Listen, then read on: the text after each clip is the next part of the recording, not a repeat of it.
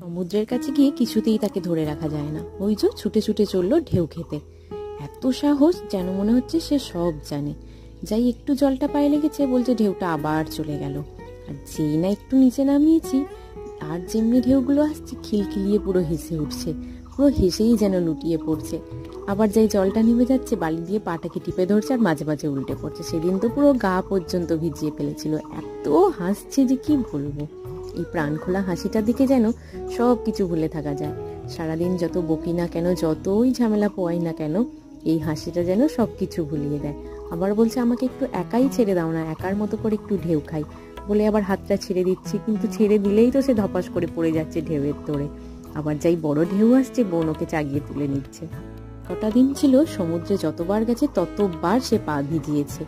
এই ছোট বয়সে যে এত আনন্দ করবে ভাবতে পারিনি। জোর করে কয়েকটা ছবি তোলালাম, কিছুতেই সে ছবি তুলবেই না একদম।